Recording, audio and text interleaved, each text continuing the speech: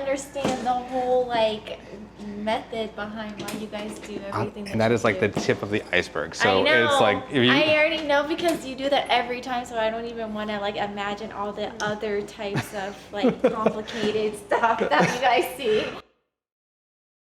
All right, guys. Well, this is Kathy, and she has been in care with us for 2 years. Yeah, almost 3 years. So, and so Kathy came in, and she was having shoulder issues, headaches, reflux, a few other things. I mean, there's a lot going. Yeah. Jaw pain too. And I know specifically the shoulder and your job, like really impacting life negatively. And instead of me talking about it, why don't you talk about some of the results with all that? So I always had issues with my knee, walking for a long period of time, working with my shoulder hurting all the time, neck pain, that kind of thing. And then like there's so much tension in my jaw all the time too. So that has really all kind of gone away. So that's been great. Walking is fine. I go to the gym 3 times a week and I have no pain at all.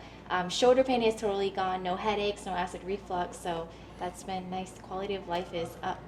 Love it. And the kind of more technical stuff when we think about, okay, well, how does getting your spine adjusted impact knee pain? So if you have a pelvic imbalance going on, right, you're going to carry more weight on one side of the body than the other, including those hips, knees, ankles. So there's more stress on all those joints. So as we corrected that pelvic imbalance, taking stress off the low back, also takes stress off that knee that was impacted. And their shoulders, same thing. We think about the upper back and the impact it can have on the shoulders.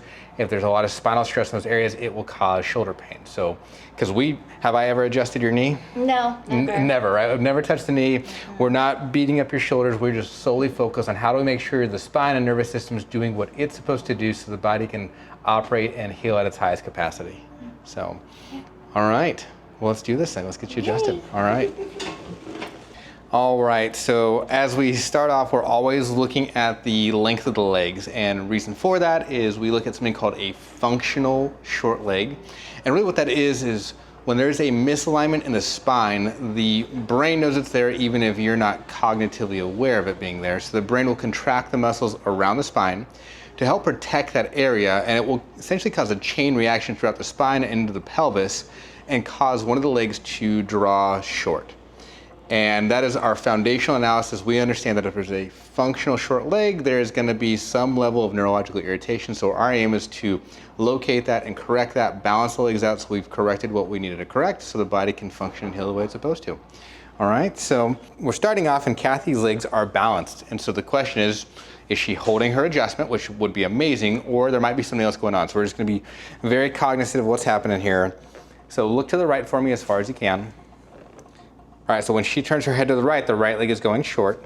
Now look to the left, and she looks to the left, and the left leg goes short. So when that happens, we say it jokingly, but really on a literal level, her head isn't on straight. So we got to put her head on straight, okay? I'm sure you want your head on straight too. Your sister's been saying it for years.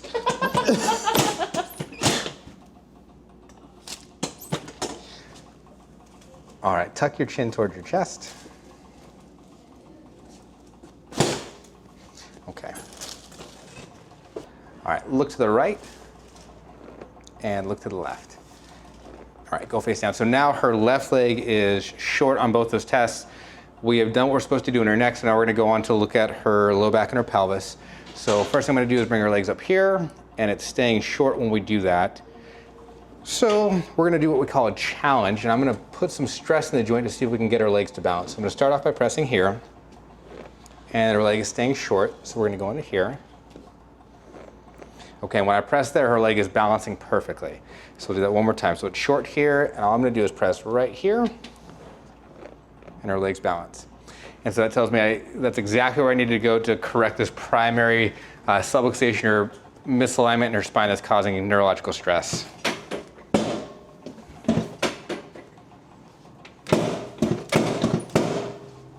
Okay, then we're gonna recheck here.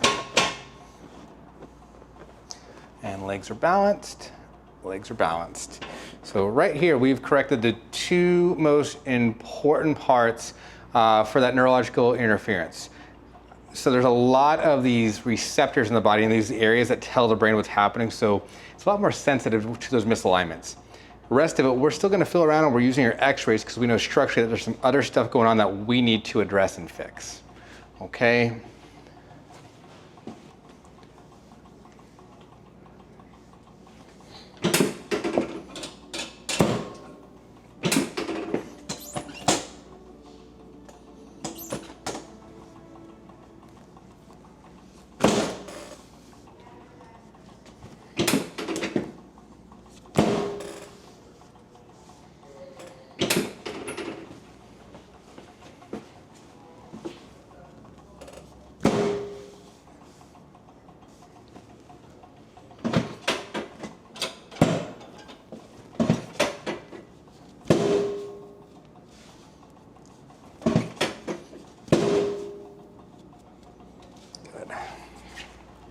All right, we're gonna double check her legs. We're balanced, and your power is on. Thank you. My pleasure. That was very interesting. I learned something. Did you? Yeah, I did. Awesome. I love stuff like that. I'm like a nerd when it comes to learning. Oh, if you listen. Now I understand the whole like method behind why you guys do everything. And that is like do. the tip of the iceberg. So I know. it's like if you, I already know because you do that every time, so I don't even want to like imagine all the other types of like complicated stuff that you guys see.